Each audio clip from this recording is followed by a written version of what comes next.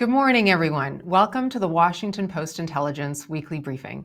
Every Friday, we convene our analysts and thought leaders from different sectors for a single purpose: to get smarter faster. We like to think of this time as our weekly strategy session. This is an hour to shut out the noise and focus on the intelligence that matters, the trends, signals, and decisions that are shaping our economic and geopolitical future. I'm Luiza Savage, editorial director of Washington Post Intelligence. And if this is your first time joining us, WP Intelligence is a new kind of media. It's for executives and policymakers who need insight and not spin. Our subscribers receive concise intelligence reports with actionable recommendations across topics like AI and tech, energy and climate, and global security, and coming soon, healthcare. We have a graphics library, exclusive interviews, and these live briefings where we pressure test important developments that are changing the business and policy landscape. We love to help you see around corners of policy, industry trends, and technology. And today, we're continuing our coverage of U.S. trade policy. We'll be talking about trade policy toward Asia. We recently held a deep dive on the U.S.-Japan trade and investment agreement, which you can find on the WP Intelligence platform and on our brand new YouTube playlist. So please check that out. And today we're unpacking President Donald Trump's very consequential trip to Asia last week and analyzing what it means for U.S. businesses, for geopolitics, and the lessons for other countries seeking to do deals with this administration. In many ways, the trip points to some successful strategies by leaders who are starting to figure out how to make deals with the Trump administration in a productive way. So I'm really thrilled to have two respected experts on this topic with us today. Josh Rogin is our WP Intelligence lead global security analyst, and he's been talking to many people inside and outside the administration and officials from various countries to really dig into what happened on this trip and what it means for the future. Thanks for being here, Josh. And we're also thrilled to be joined by Wendy Cutler, who is Senior Vice President of the Asia Society Policy Institute. Wendy has had a long and illustrious career of nearly 3 decades as a diplomat and negotiator in the Office of the U.S. Trade Representative, where she also served as acting deputy USTR. And during her career, she worked on a range of bilateral, regional, and multilateral trade negotiations and initiatives, including the U.S.-Korea Free Trade Agreement, the Trans-Pacific Partnership, U.S.-China negotiations, and the WTO financial services negotiations. Thanks for being here, Wendy. We're so glad that you could join us.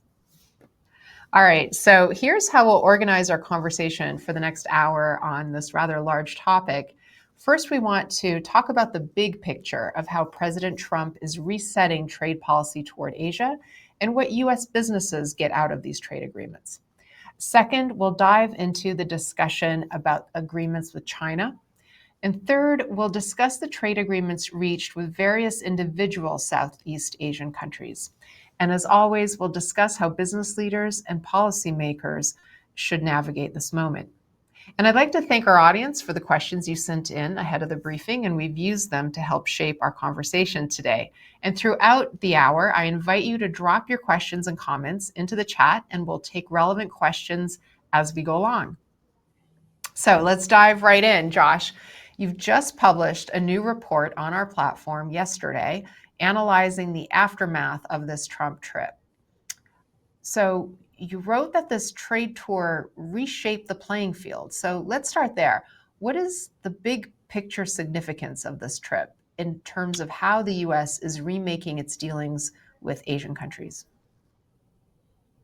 Thanks, Luiza. Well, President Trump spent 5 days in Asia, traveling to Malaysia, Japan, and South Korea for annual summits, one called the East Asia Summit, one called the APEC CEO Summit.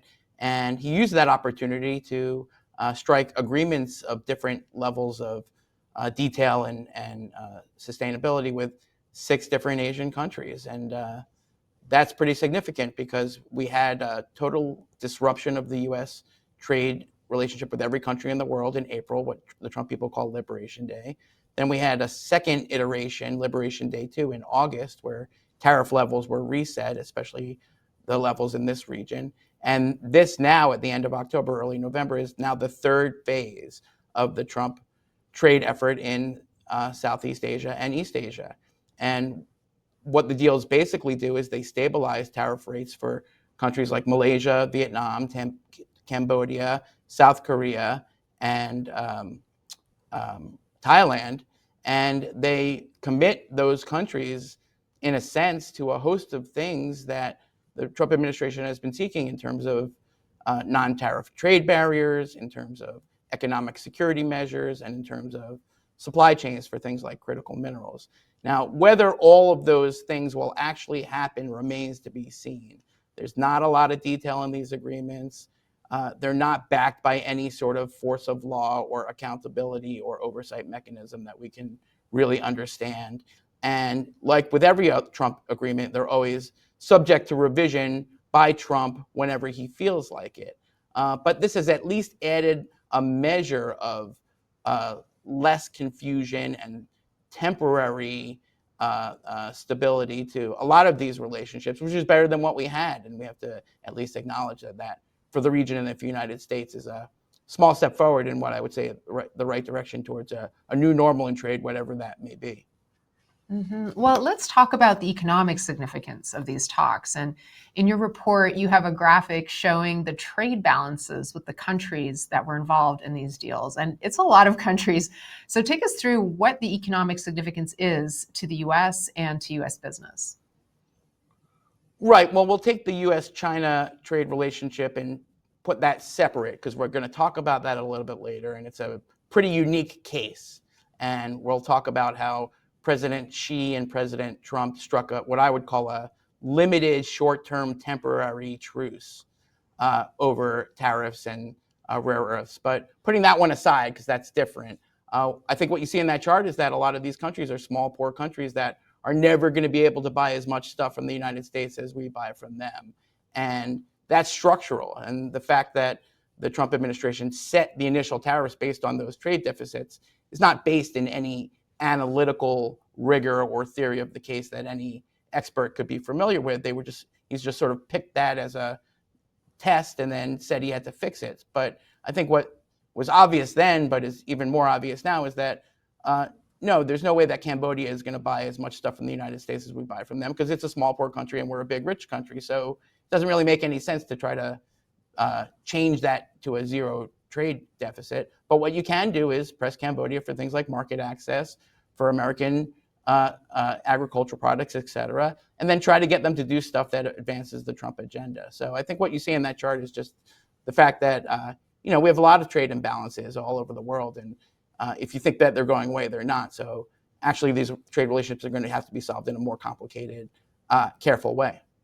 Mm-hmm. Wendy, you are a veteran of many trade negotiations, right? Starting with the first Bush administration all the way through Obama. So you're the perfect person to kind of help us put this in some historical context. As I watch the evolution of Trump's trade posture, I mean, it seems to me that he's kind of gone through a couple phases. As a candidate, he was very fixated on tariffs, it seemed. Tariffs were a good, and he didn't want to be, quote, cheated by other countries. And then we saw a first-term Trump administration that was very much led by USTR Robert Lighthizer, who had a very particular, I think, theory of the case around China and how he was trying to kind of reset U.S.-China relations and China's place in the global trading order vis-a-vis other countries through U.S. trade policy. And now it seems like we're in a third stage. And as Josh mentioned, his approach to these deals seems more multifaceted. Like there's a broader set of aims here. There's critical supply chains, there's security, investment guarantees. He's suddenly willing to go back and forth with Beijing. I'm curious how you see the evolution of Trump's trade agenda, how it maybe compares to previous eras that you've worked through, and how does this particular trip play into that? Mm-hmm. Well, first, let me just say that in terms of the trip, I think this really does underscore a focus and commitment by the Trump administration to what I would consider like the most important region in the world. I mean, this is where trade is happening, and this is where innovation is happening. And so the U.S. needs to be part of this. But what struck me about the trip was that the president is so focused on these bilateral deals and bilateral relationship, and as a result, kind of avoided these multilateral settings. I don't think it was a coincidence, for example, that he did not stay in Korea to attend the APEC leaders meeting. Discussions with lots of countries and leaders, I think, makes him more uncomfortable, and I think he feels he has more leverage and more control when he operates with countries bilaterally. But when I look, through, how we used to do trade deals, how we're doing them under the Trump administration, a few things also just stick out to me. First of all, again, bilaterally focused, but these deals are largely one way, meaning the U.S. is getting all the concessions and we're not giving a lot here.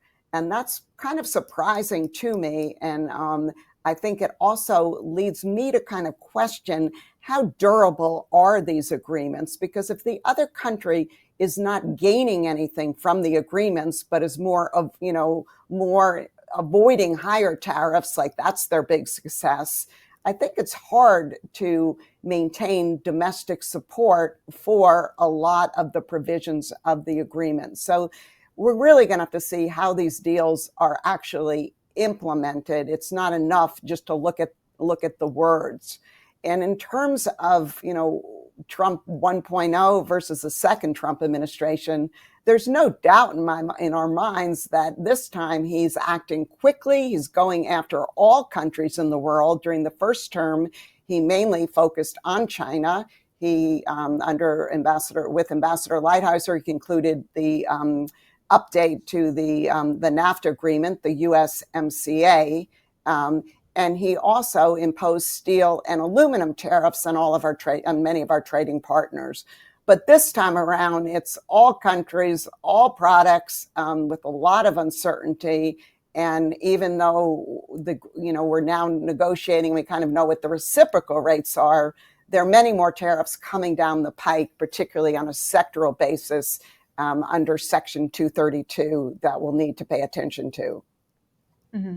Do you think, Josh, he's after more than, tariffs for tariffs' sake here? He's, the trade balance is obviously something he's talked about, but it does seem like he's playing a broader game. Do you want to talk about that a bit? Sure. What you'll see is conflicting and arguments and justifications for the tariffs amongst Trump's top officials. From Scott Bessent, you'll hear that sometimes he'll hear that it's about revenue, and from Howard Lutnick, you'll sometimes hear it's about trade.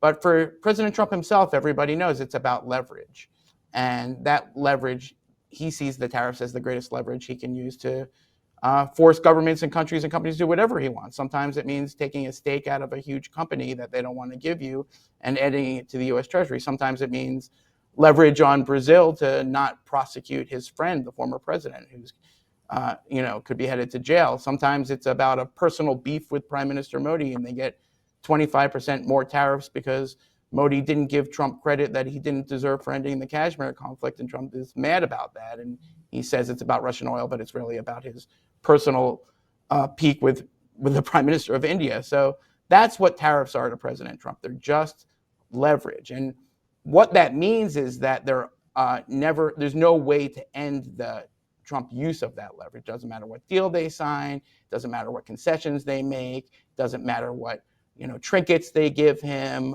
or planes that they give him.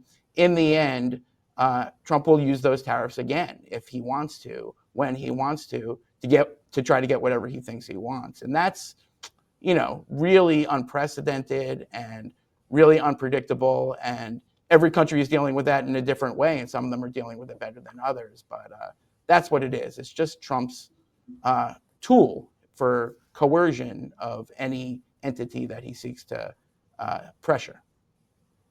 Well, let's move to the deal with China, the negotiations with China. Josh, you were covering in detail trade relations with China in recent months and the many restrictions that the Trump administration has been putting in place for national security reasons, among others, on certain exports.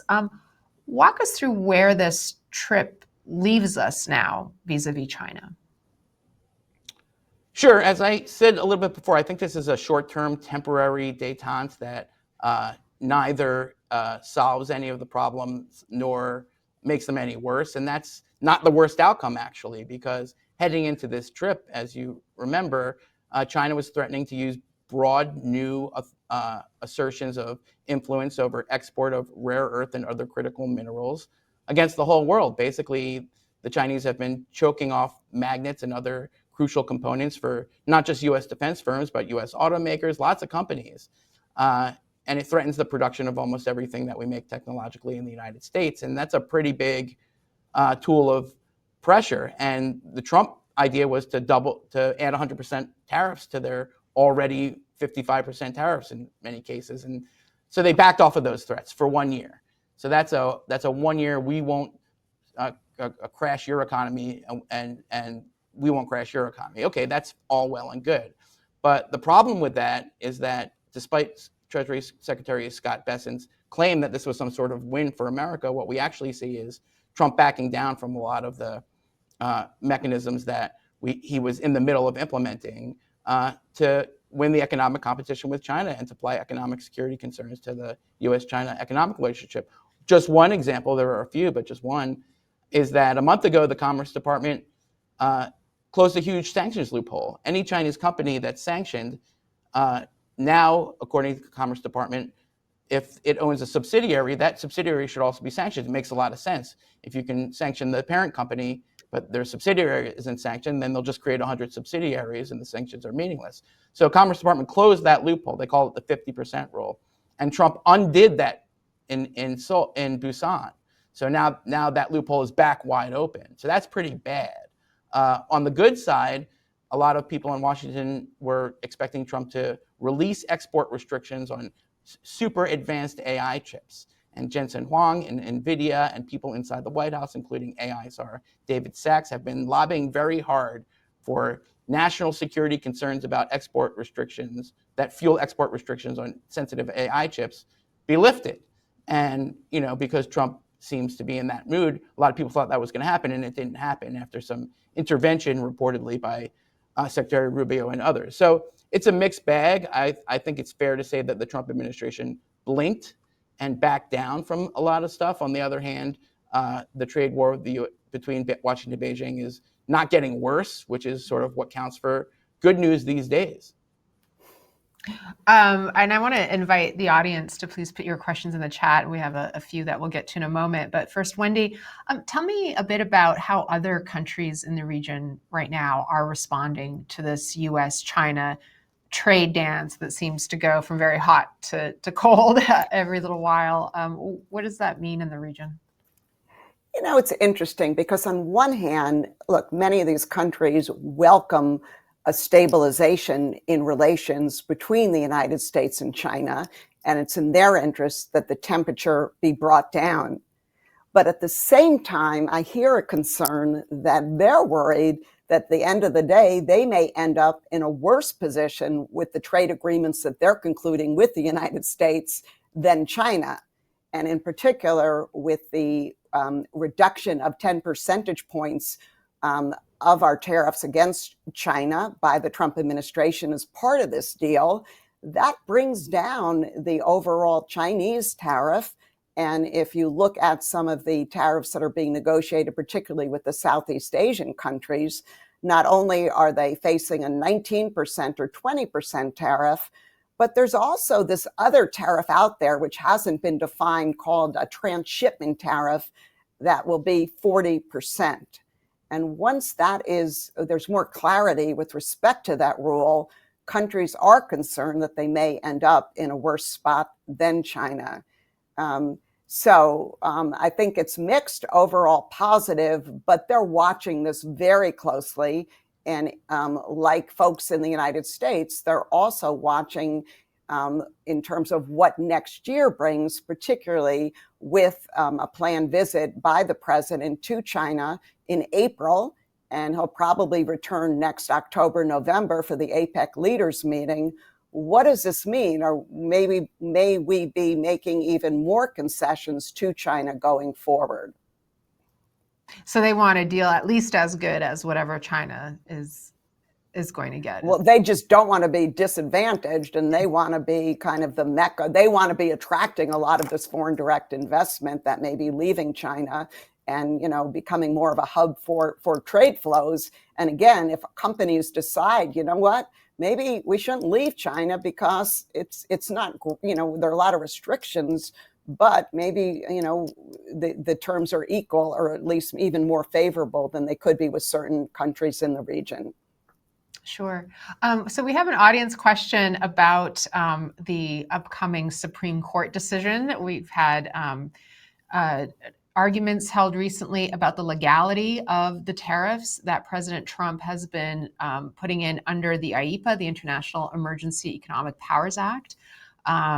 And the Supreme Court is going to weigh in on that. Wendy, do you want to speak to how that's affecting negotiations and maybe clarify also which tariffs that would cover and which are outside the boundaries of this Supreme Court? Sure. So the administration has justified what it calls the reciprocal tariffs under IEEPA, as well as certain other tariffs that it's applied to Canada or Brazil and China for fentanyl and other issues. So it's just that set of tariffs that would be impacted by this decision. And just keep in mind, our listeners, that there's a whole slew of sectoral tariffs on autos, steel, aluminum, copper, wood that are already in effect.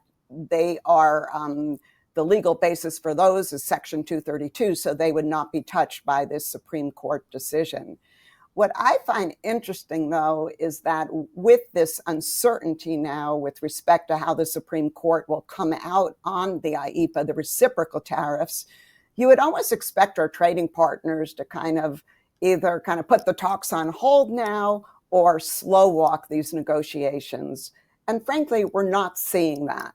And why not? I think there are two basic reasons. Number one, particularly in Asia, each country is watching what other countries are getting or giving. So for example, if you're in Southeast Asia, Malaysia's locked in a 19% tariff, and your tariff now is higher, but to get it lower, you need to enter into a trade agreement. You have a large incentive to do that trade deal with the United States. So again, it's the intra-regional competition that I think is keeping countries focused on trying to conclude deals with the United States. Also, I think that they understand that even if this statute is struck down as a basis for tariffs, that the administration has other tariffs authorities that it can use to impose tariffs, and that it has probably been very clear to our trading partners that it will use these other authorities, and they'll still be subject to tariffs.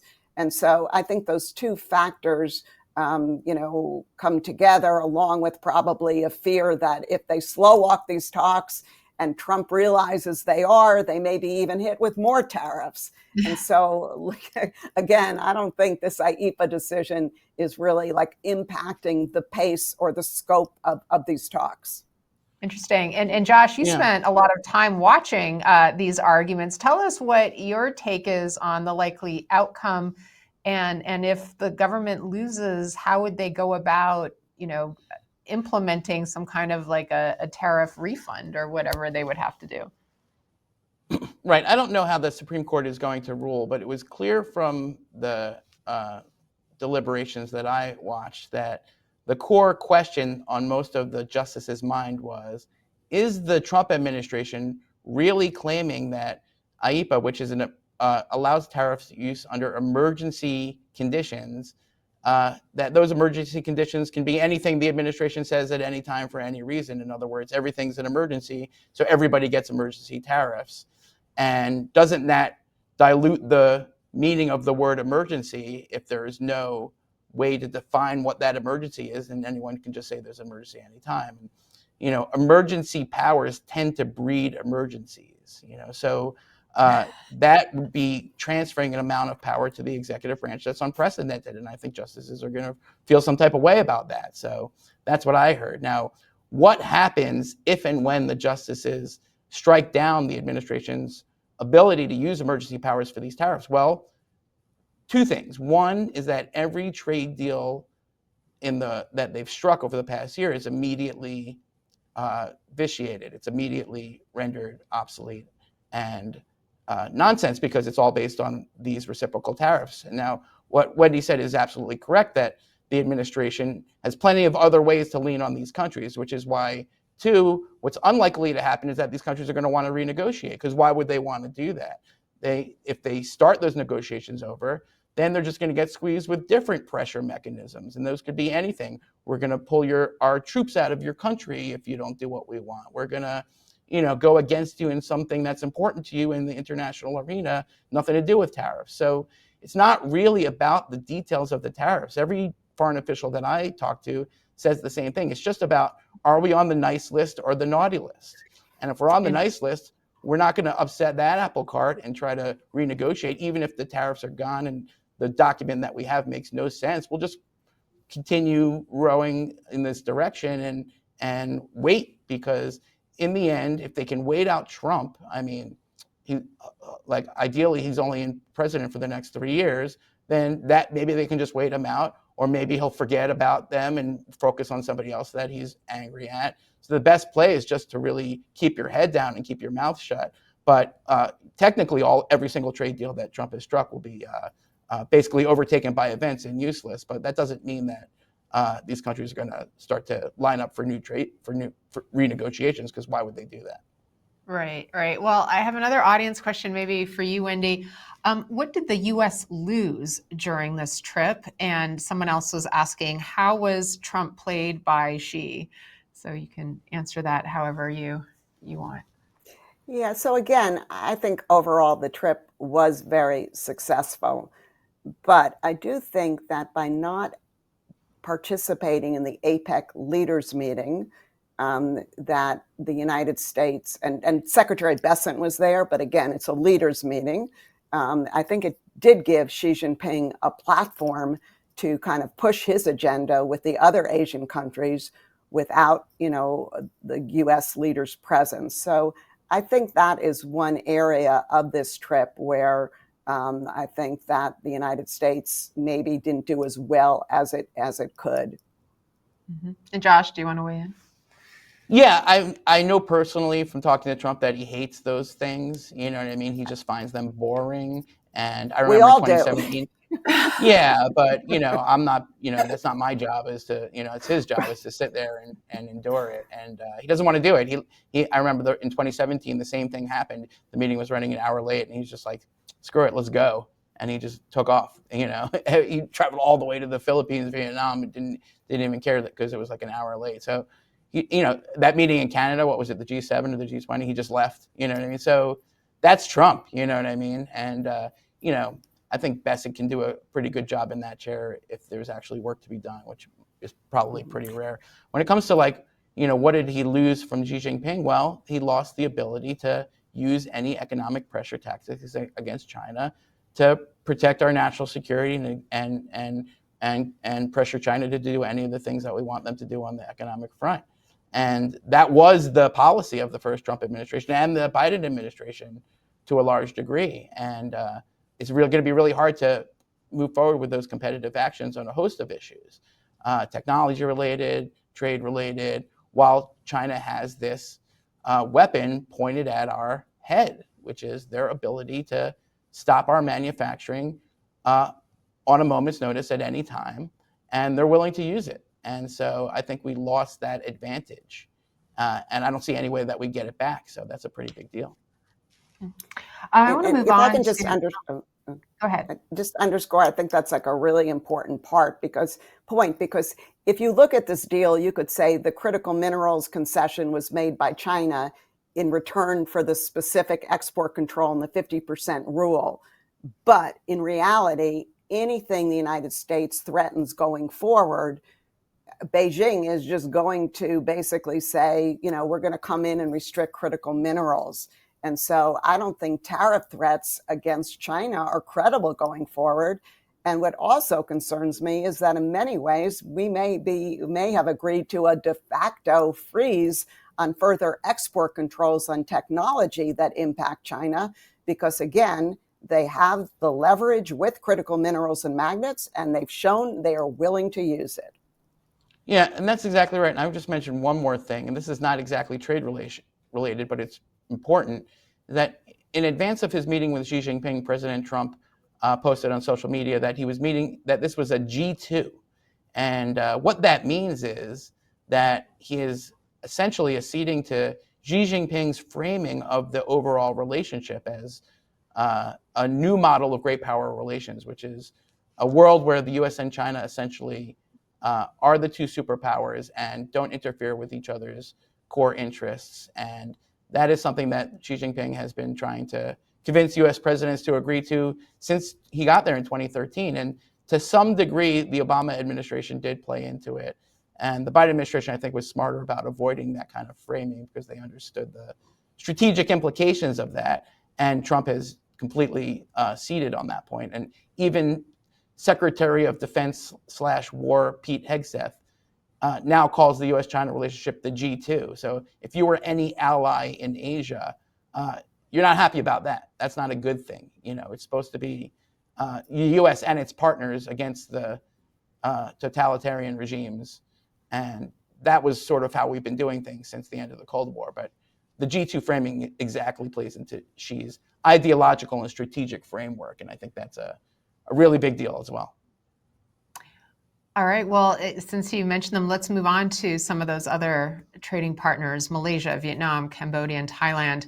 Let's start with Malaysia. Josh, you have a graphic in your report showing how important Malaysia is to the U.S. tech sector. Do you want to talk about that for a moment? Yeah, shout out to reporter Kendrick Frankel for constructing this graphic. People think of the U.S.-Malaysia relationship as sort of being about commodity, agricultural, textiles, that kind of thing. But no, there's actually a lot of technological and semiconductor and other high-end manufacturing trade that goes on between both sides. And the reason that's really important, as Wendy mentioned earlier, is that we now have sort of a trade framework with Malaysia, but that doesn't cover the semiconductors. It doesn't cover the high technology stuff. It's just not in there. Other countries got that covered in their deals, you know what I mean? Or they got certain things covered that were important to them, but this just was kind of like left out. And what that means is when the Trump administration unveils its sanctions on semiconductor component imports, which is like well overdue, because there's a lot of infighting inside the administration over how strong these restrictions should be. But suffice to say, there's going to be an executive order that sanctions all imports of semiconductors and semiconductor parts, or at least a lot of them. That's going to affect the Malaysian economy in a big way. And so the fact that that's like a sort of Damocles hanging over the heads of the U.S.-Malaysia trade agreement is a problem, And so I think that's just something that we have to watch very closely. Wendy, what is your read on the deal with Malaysia? So the deal with Malaysia is by far the most detailed agreement that has been concluded this time around between the Trump administration and any other country. And so we can glean a lot from that agreement. And in many ways, it's going to be the template for other deals that are under negotiation or to be negotiated. For me, there are four major kind of sections to this agreement. One is market access, totally one way. I mean, Malaysia unilaterally disarmed on tariffs and agreed to address a lot of longstanding non-tariff measures. And so, when I look at what the Trump administration achieved on market access, and particularly given that we gave nothing in return, it's pretty remarkable that Malaysia went this far. So that'd be number one. Number two, like all Trump trade deals, there's a huge transactional component to this agreement, including agreements by Malaysian companies to buy more U.S. goods, including agriculture and other manufactured goods, but also to invest more in the United States. So again, the transactional component is a major part of this agreement. But third, what I find extremely interesting is there's an economic security component to this agreement, which basically tries to align our economic security objectives more closely with Malaysia. And so whether it be with respect to export controls or investment screening or critical minerals, Malaysia made a lot of commitments to align its regime and its restrictions with U.S. restrictions. And, I have a lot of questions on how this is going to be implemented going forward, but there you have it. And fourth, and here I would just say the word China does not appear in the Malaysia text at all, but it's very clear in this deal that the U.S. was looking to put a lot of restrictions on Chinese companies operating in Malaysia to make sure that they do not benefit from this bilateral agreement. That's fascinating. And Josh, how would you compare the deals with Vietnam, Cambodia, and Thailand? As Wendy said, they're not as robust and detailed and comprehensive as the Malaysia deal. So they just don't get you that far. But I think the Cambodia deal is interesting because it came with a lifting of the U.S. arms embargo on Cambodia, which a lot of people didn't see coming. And, not that Cambodians are going to buy a bunch of F-35s tomorrow, but they're going to be able to do joint exercises with the U.S. military. And I think the Thailand deal is really significant because it further advances the idea that Thailand could become a big LNG customer of the United States. And that's a big project that will take years to really put together if it gets put together. But, there's an energy partnership to be had there.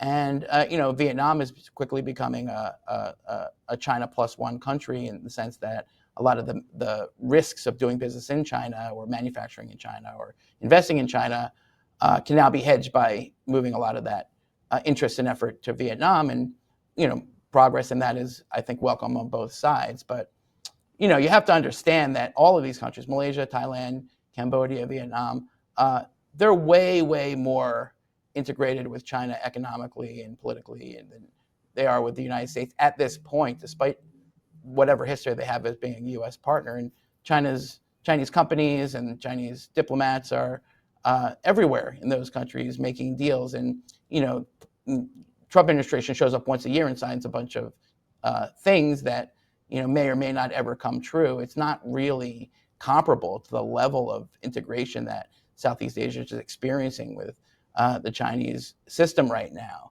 And so ignoring that is to sort of, examine something out of context. And so all of these incremental sort of deals with all of these countries are as good as they are if they're implemented, but compared to the level of Chinese economic, industrial, diplomatic, and political interest in that part of the world, I just think it's a drop in the bucket, to be honest. Mm-hmm. Mm-hmm. Wendy, we have an audience question that I'll send your way. Several Asian nations, Korea, Thailand, et cetera, are starting to consider mandatory business and human rights due diligence legislation. Will Trump pressure these as he did with the EU, CSDD?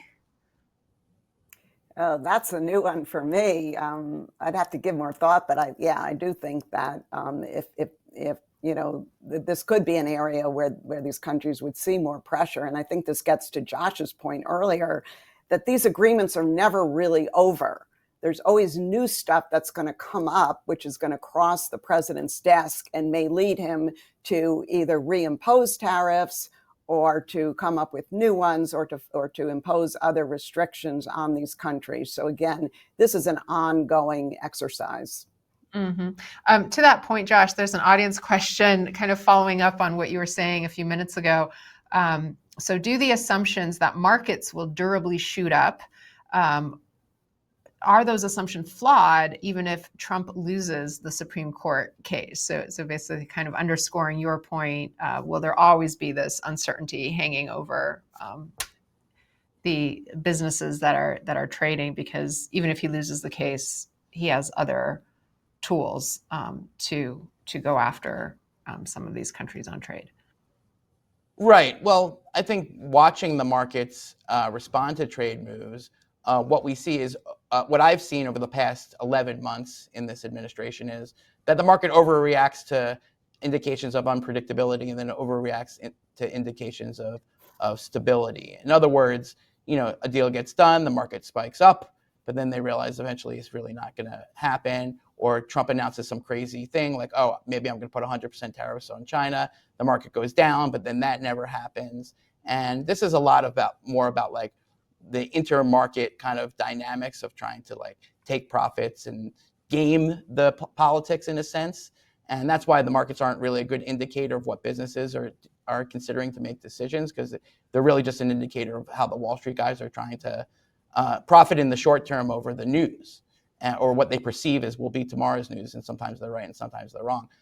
Largely, businesses that I talk to are keeping their capital on the sidelines because as you said, the only thing that's certain is unpredictability. And how can you make any commitment in any long-term investment in this environment? And you can hedge, you can try to place a bunch of small bets, but when it comes to manufacturing in the United States, no, we haven't seen it, and there's a really good reason for that, is because nobody can be really assured that the Trump administration is going to be there to back it a year from now, 2 years from now, much less 10 years from now.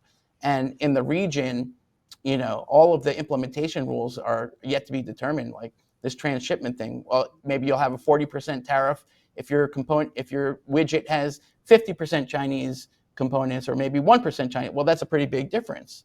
So how could you make any decision in that environment? So I think we see market super fluctuation, really sort of gaming the Trump tweets in order to take profits or losses where they think it's advantageous to traders. But the business community is largely taking a much more standoffish approach for the very sensible reason that there's no sure bets out there. Sure. Well, Josh, let's talk about your favorite topic. The tech giants, but that's a separate story. Yeah, well, I want to make sure we talk about your favorite topic, which is Japan. You were just in Japan, and you've been covering the trade relationship really closely. There's this new critical minerals deal. What do you make of it? How important is it? You were just talking about the incredible leverage that China has over the U.S. thanks to its dominance in critical minerals and magnets that are so important to U.S. industry. Right. Well, in this sense, I agree with the Trump administration that China's unveiling of their willingness to use this leverage by cutting off critical minerals and rare earths and magnets to the whole world has lit a fire under the U.S. and its allies to come up with other solutions. The problem, of course, is that all of those solutions take years, even if we started today. But it's better to start today than to not start today. And so that's what you see. You see a lot of activity that won't pay off for a while. And I think that's a lot of what we saw in Malaysia and also in Japan with the new critical minerals initiative signed by or agreed to by President Trump and the new Prime Minister Sanae Takaichi. But the larger significance of that is that the new Prime Minister was able to find a thing that Trump really likes in order to cement her relationship with Trump in a positive direction during his first visit there. And she played to the thing that he wanted her to play to, and that's enough to get them off on the right foot for the time being. And Japan has pledged $550 billion of investment in U.S. manufacturing and as part of their trade agreement. That number is fantastical. It's impossible. It's like 10 times their annual defense budget. But the key to keeping that fiction alive is to come up with these big projects that will, make a case for, moving Japanese investment and loans and financing into projects in America or even in Japan that benefit Americans. And this is one of them. And that's what happened in Korea too. But I guess we're going to talk about that in a minute. But can you just explain what is the agreement with Japan on critical minerals? What did they actually agree to? Right. They agreed to deepen cooperation in the mining, separation, and processing of critical minerals by deploying grants, guarantees, and loans to accelerate projects and shorten permitting timelines. In other words, we got to find places to dig the minerals out of the earth, and then we got to find places to process and refine them and ship them. And Japan is probably not going to be in the digging part of it, but they could be in the refining part of it. Anyway, the whole thing needs a lot of money, and Japan has promised us a lot of money, so maybe that money could be used for this. It's all notional at this point, but that's the idea, is to take our system, which is heavy on regulation and bureaucracy and slow, and to speed it up and again, that's a worthy endeavor, but I'll believe it when I see it. Well, Wendy, there's an audience question kind of teeing off of what Josh just said. Basically, is there any way to realistically enforce compliance with these agreements to invest large sums of money in U.S. infrastructure projects short of draconian tariffs? Or Josh said this is basically notional. Is there any way to enforce it, do you think? Yeah, so, it's interesting. Previous trade agreements typically would have a dispute settlement mechanism embodied in the agreement, where kind of an objective panel would look at the facts and, make a decision either one way or the other of who violated the agreement. These agreements, as Josh mentioned, there's no dispute settlement mechanism. And if you read them closely, it's basically the U.S. will be the judge, the jury, and the enforcer. So if the U.S. believes that country X is not implementing its market access provision, the U.S. then under this agreement can increase tariffs, or it could even terminate the agreement if it decides it's not valuable. And then when you get to these transactional commitments and you look at these huge numbers that countries have announced, for certain investments or certain purchases, typically they don't have a time frame associated with them. Some of the countries, will tell you that this is more aspirational than actually, practical commitments. And so I think when it comes to this transaction, all these transactional provisions, I just have my view is that we'll see how many actually come to fruition, and how long it will take these investments or purchases to really transpire. But again, if Donald Trump feels that Japan pledged to buy, to invest in a major LNG project and is not doing this, then I would expect that he would seriously think about raising tariffs against Japan or threaten them to give Tokyo the incentive to get the money flowing to the United States for the project ASAP. Mm-hmm. Josh, tell us about the deal with South Korea on submarines. Right. So South Korea's new president, Lee, really did, I think, a pretty textbook job of playing to Trump's vanity and greed, and also playing to his need for short-term wins in order to advance Korea's strategic interest. And this is a really interesting case of that.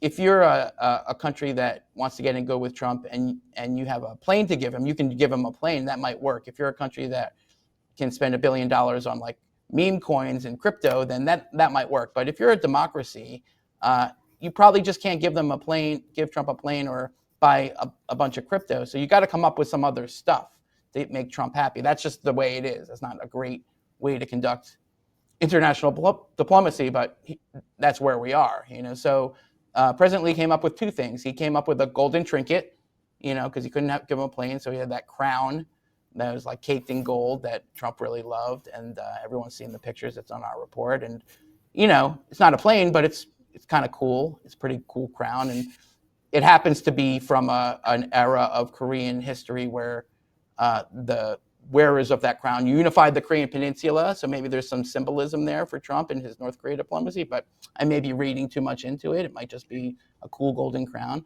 And the other thing that President Lee did is he agreed to build submarines in the Philadelphia shipyard that's owned by Hanwha, which is a big South Korean conglomerate, if the U.S. shared nuclear propulsion technology, which is a very, very big deal, because only two countries right now get U.S. nuclear propulsion technology: the UK and Australia. And like France has a version of it, but that's a separate story. So that's something that the South Koreans can really feel good about. They're in an elite club of countries that are now destined to get nuclear-powered submarines, which is a very advanced and sensitive technology. Japanese didn't get that. They must feel some type of way about that. And all he had to do was sort of promise Trump American jobs, because they're going to build it in Philadelphia, and or some of it in Philadelphia anyway. That project's going to probably require a bunch of shipyards and supply chains and manufacturing, if it happens again. And two, it's something that Trump really cares about: shipbuilding. That's one of his major initiatives.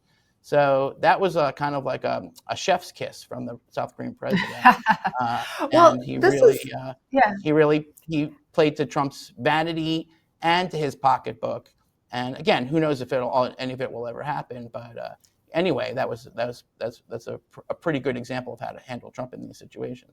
Yeah, well, I want to pause there because and kind of circle back to what we were talking about at the very beginning of the hour, which is, what are the lessons that we can take away from some of these leaders who've been successful, and also what Trump is looking for and how that's sort of changed. And I do get the sense that from everything you've been reporting over the last few months, Josh, that he's looking for a bigger bundle. He's not just looking for tariff revenue. He's not just looking to isolate China and put the U.S. in a stronger position.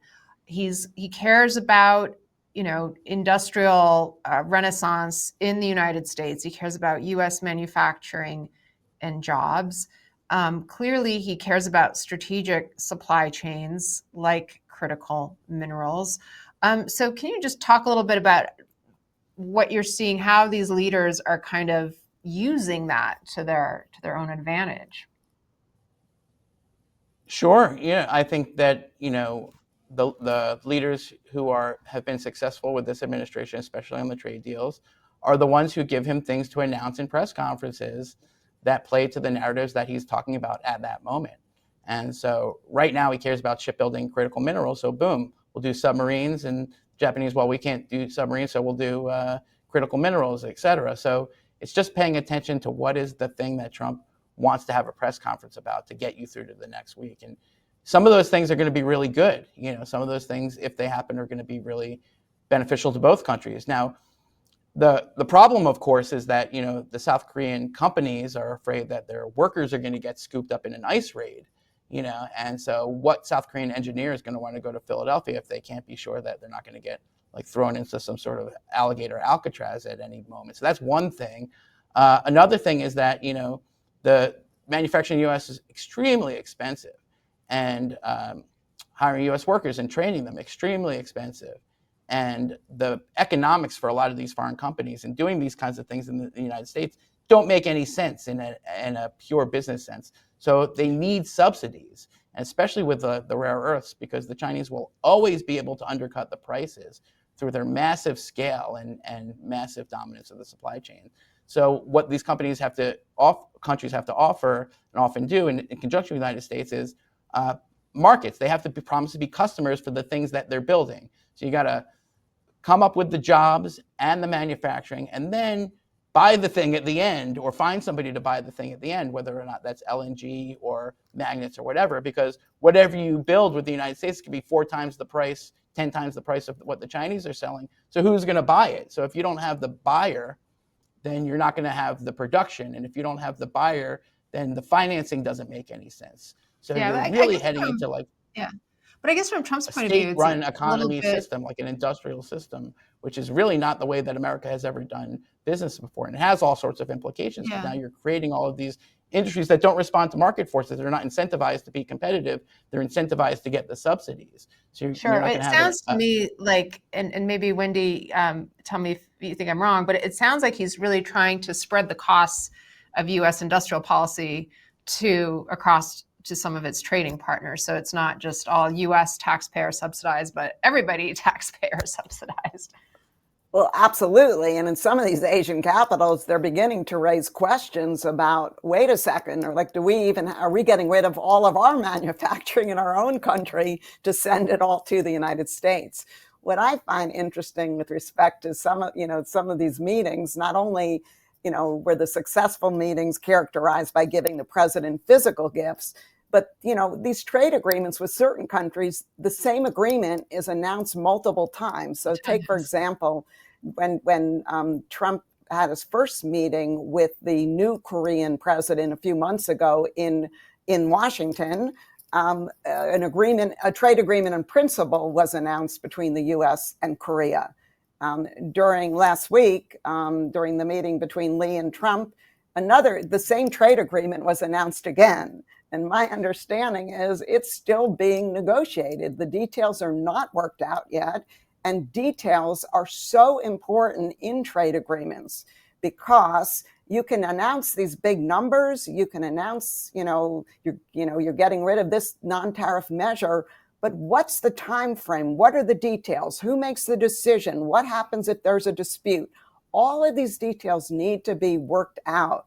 And again, I think countries have figured out, let's just announce a deal again and, make Trump happy, and then we'll keep negotiating the details if need be.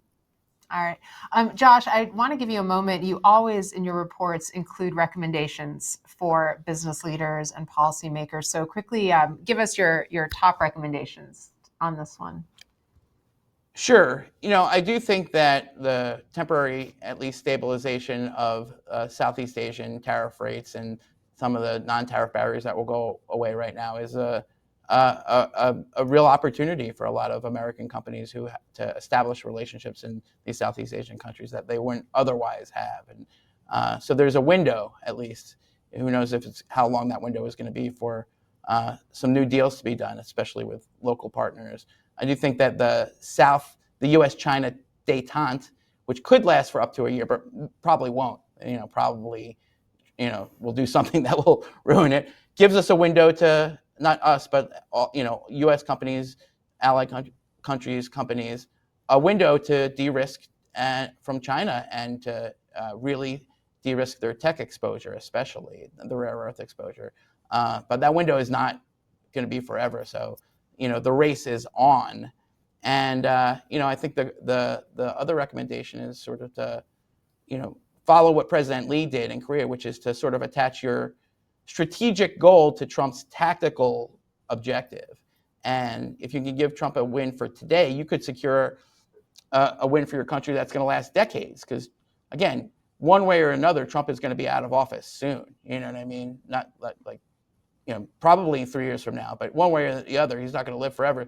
But South Korea is going to have nuclear submarines forever. So if you can realize that his short-term win could be your long-term gain, well, then you could really, make some strategic coups that wouldn't have been possible with any other U.S. administration. That is fascinating. What do you think, Wendy? So I couldn't agree more. And I would just also add, I think it's critical that companies really understand their supply chains, because more and more of these tariffs may be applied to components in a product. We've seen with respect to Canada and Mexico, the tariffs don't apply to products that are covered by the USMCA. And we also, again, may see this 40% transshipment tariff be expressed by a limitation in Chinese content.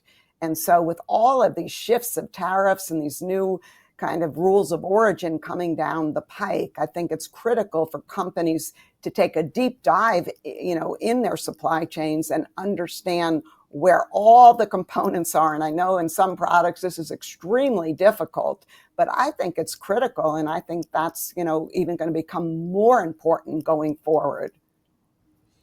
Well, Josh, Wendy, thank you so much. I feel like we could talk another hour about this, and I'm sure we'll continue to cover this topic closely and have you back on for another discussion. It was absolutely fascinating. I'd like to remind our live audience that you can request a WP Intelligence platform demo by clicking the link on your screen. And please book your calendars for Fridays at 11 a.m. Eastern. This is our regular intelligence briefing slot. And next week, I'll be joined by our lead energy and climate analyst, Catherine Clay, to discuss the future of nuclear energy, both inside the U.S. and in global export markets. And in the meantime, we'll send our live audience a link to the recording of this briefing. And please take a minute to fill out the short post-briefing survey we send you. Your input is closely read and shapes what we do next. So have a wonderful weekend and see you next Friday.